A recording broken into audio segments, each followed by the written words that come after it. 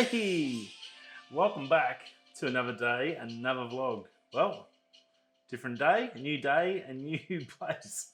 Staying at my best mate's house in Perth before I go back to work tomorrow. So just trying to fit this in while I can with all the other stuff running around in this madness of a year so far for me. Selling houses, vanning, bad stuff, and then back to trying to get back to normal. So crazy times.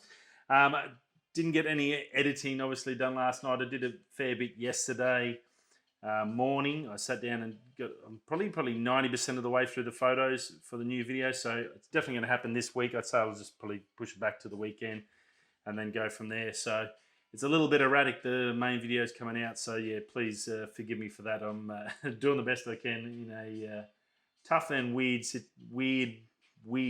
year.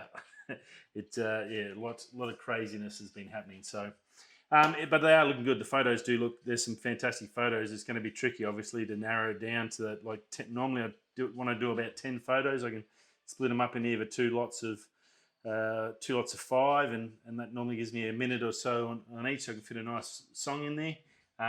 But the last couple there's been so many nice photos and so many I want to put in there. It's tricky to sort of get down to 10. That sounds weird. And go, oh, well, if you got so many, just put the best up. But I guess when you do a video and you get excited about a place, it's pretty hard to say throw away all these really nice photos. So I'm trying to fit in as much as I can. I want the best ones in there, but I do get a lot. I'm in one of those lucky places, environments where I can just capture some amazing photography. So whether my photos are any good, I guess that's up to you guys to tell me. But I'm hoping that you're enjoying the photos that I am showing you and the videos and stuff like that. So the video side will be a little bit more because I got a heap of the Mini 2 footage in there that I want to chuck up. So that's another kettle of fish. I'll worry about that when I get to it. But that should give me some sort of, I guess, a better overall vision of where I am and where I'm at, and then link that to the photos, and you can sort of understand what I'm trying to do and what I'm sort of seeing when I'm out there, and hopefully bring those beautiful places to you guys that can't get to them, or stuck in a different country, or stuck in lockdown. So you sort of be able to switch off a little bit from the four walls around you, which, as I know well, being in a mine, locked in four walls with lockdown and all the stuff. I've been doing that for more than 12 years, and it's not a fun experiment. There's a reason why the people in jail are locked in 4 cells, is because it's there to sort of make them crazy and make them suffer. So when that happens to people that don't deserve to suffer, it's a little bit not nice. So I am thinking of you. Hopefully I give you some sort of respite from that, I guess.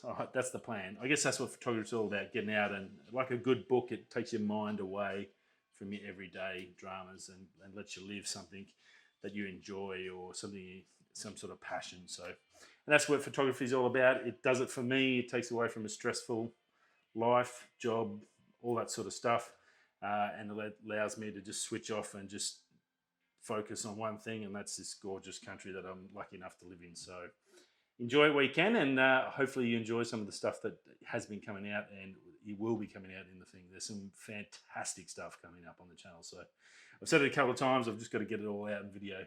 I need an editor, I think, I've got 16 videos to make. I have 0 time up my sleeve. Now, news-wise, so I'll be back at work tomorrow, so I'll be a late one. So by the time I get back, it'll probably be 7 o'clock or something before I go to record. So I'll try and get it to you. I'll definitely get it done. It's just bear with me. The first day is just a nightmare, and I haven't been there for 6 weeks, so it's even going to be worse. So my first day is going to be a bit of a nightmare to start with. I'll do what I can, and hopefully I can keep yous coming back. That's the idea, of the name of the game, I guess, to keep yous happy. And hopefully yous are. Oh, it's a little bit humid here in Perth, which is strange. I got rain yesterday, but it was a nice cool morning, and there's clouds. It looks like they're coming back this afternoon, so we might get some more rain tonight. Now, over on the news, some big news. BYD, which is a Chinese company, big company, it's 25% held by Berkshire Hathaway, which is Warren Buffett. He bought that in 2009, bought a quarter of the company. They're a big electric company, sort of, I guess, a Chinese rival to Tesla. So they're currently in Australia with another company called Nexport, which is a fully Australian-owned company. They're building some electric buses for the New South Wales Transport Department, which is pretty cool, something different. It's good to see them going towards that electric side, which we all know it's happening. Now, they're also going to be down the track cars and all sorts of SUVs. They've already announced 2 of them. They'll be pre-ordered. There's a car which is supposed to performance-wise match the S, but be at a price point of the Model 3. So that's going to be coming on pre-order in July and then available in next year in 2022 in Australia to buy. Looking around a 500 to 600k range, which is really, really good. I think the Hyundai is only like 250 kilometers that you can buy now, and then the next level is up a Tesla. Now the Tesla is about 150 grand. I know the Hyundai is about 50 to 60.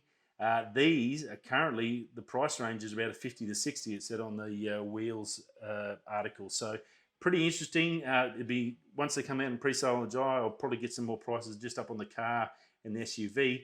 But the big news is they want to build a ute. Nexport here wants to build a ute and get that into Australia. So they're going to be doing that. They want to have it done and dusted and made by 2030. And it looks like they can do it. They've got a lot of backing. They're building a $700 million facility in New South Wales. So that should be pretty interesting. So stay tuned on that. It should be a bit of competition for Tesla, definitely in the Australian marketplace. So very, very interesting. AMD, we all know how good that last 2 years they've had. Well, looks like they have even more their Epic range, which is not the consumer, it's the business side. They've got a new chip coming out, so they've got a new one coming out called Milan, which is due out this year. Well, they're already talking about the next one, which is Genoa, and apparently it's going to be epic to their namesake. We're talking 96 cores, 192 threads, double the cores of the Milan, which is due out this year. And it's going to just be insane. 5 nanometer chip size. Just absolutely blow the socks off everything. Now, for us consumers, it's not going to mean too much because it's more business-wise, your big companies and stuff. But what it does is some of that technology, like the Formula One industry, the technology flows down into your consumer stuff. And you're going to see stuff in the next couple of years. We're going to see some just massive increases in cores and threads for our chips, which means computers are going to be faster. They can process more quicker, handle more data and all that sort of stuff. So some big stuff on AMD. Look to them to continue their fantastic performances over the last 2 years. Now, some sad news on Apple's side. Final Cut Pro, the rumor is about that they could possibly be going to a subscription service. Guys have found some stuff in one of the details of the writing for the new stuff, and it looks like there's going to be a possibility it could be a subscription, whether it's going to be just certain aspects become a pro subscription setup. You can still buy it. It's currently about $300 to buy it outright, or more in Australia, and then you could possibly be looking at paying a subscription, much like Adobe, to keep it or use it when you're on your computer. So that'll be pretty interesting, and we'll see what happens there. Hopefully not. I don't think many Apple people will be too happy about it. And then last but not least, tomorrow, which will be the big news tomorrow night. If you haven't seen the things on Twitter or over the last 4 months, we've been talking about it. DJI, the new FPV drone, releases tomorrow. So we'll have the prices, specs, what it can and can't do. Everyone that's flown it's said it's pretty good. The latest things that there are people who have flown it have told us what it is. It's sort of a hybrid between a proper FPV and a normal drone. It's not the full experience, but it's going to be a great entry point for people that haven't done that FPV stuff to get in and give it a crack. So definitely have all the information about that tomorrow. It's going to be a big one. That is going to be a massive seller over the next month or two. I'd say if you want one, get ready as of midnight or whenever it releases tonight. Have your credit card ready because you want to get in early if you want to get one of the first ones, because these things are going to sell like absolute hotcakes. And that's about it. Quick one today. Not a real lot out there other than those things. Some big stuff there. The DJI, that's going to be a big show tomorrow. Very interesting about the electric cars for Australia and a ute, a proper electric ute. Whether it'll be a dual cab or like a Falcon or a Holden, I'm not quite sure. They really want to bring back that Ute style here, so that'll be pretty cool, and I'll keep you updated on that. Rightio, I'll see you all tomorrow when I'm back at work.